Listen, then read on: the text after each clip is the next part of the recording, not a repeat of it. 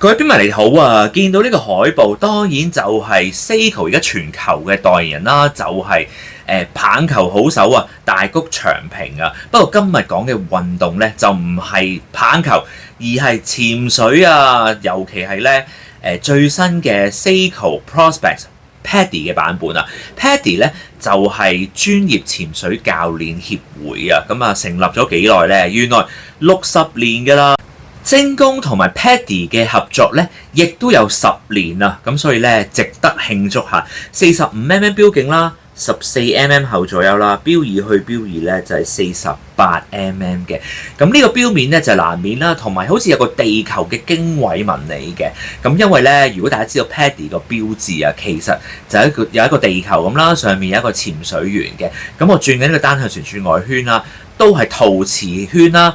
藍寶石鏡面嘅，所以規格咧係更加高嘅。咁啊，4時位置有個標冠啦。咁我解鎖咗之後咧，咁就可以逆時針咧校日曆啦，順時針咧可以校到雙魚嘅星期。星期六咧就係藍色啦，星期日咧就係紅色嘅。咁同埋講起紅色啊，當然有6時位置啊，個 Divers 200米嘅呢隻咧係200米防水嘅手錶嚟嘅。其實我諗下咧 ，PADI 個標誌咧咪就係地球啦，再加埋個潛水員啊嘛，個潛水員就係紅色嘅。其實咧而家望落呢個錶面咧都差唔多啊，有個地球喺度啦，跟住之後咧就有紅色嘅細節喺度嘅。Lumibright 夜光亦都有啦，指針小時刻度啦，再加旋轉外圈倒三角入邊嘅圓點。亦都有嘅，咁呢一隻肯定限量版啦。咁啊，睇一個扣先，有安全扣啦，仲有雙按鈕嘅，一撳打開，亦都有一個好隱藏嘅潛水衣延伸嘅。咁我而家咧就操作俾大家睇一睇啦。咁咧就可以拉長超過1cm 嘅，咁變咗戴上潛水衣咧就非常之方便嘅。冇做透底啦，機芯咧就4R36，因為有星期日曆啦，200米防水啦，藍寶石水晶鏡啦，同埋限量 number 都有嘅，限量8000隻嘅。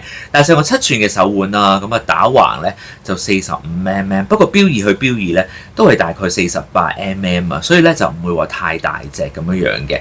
原來啊仲加多條直膠帶嘅，同埋膠帶上面啊都串晒啊成個 PADI 啊嗰個組織名喺度嘅，亦都有呢個60週年嘅招紙啦，係啦60週年嘅 PADI 成立啊，跟住之後咧仲有個編號啦。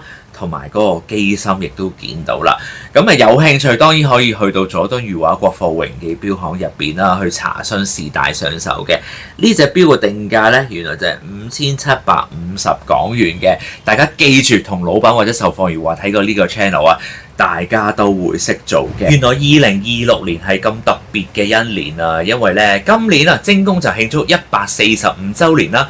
PADI 啊，就係成立60週年啦，跟住兩者嘅聯成就係慶祝10週年，亦因此有呢個限量8000隻嘅限量版出現啦。對於錶迷嚟講，呢個就係一流嘅消息啦。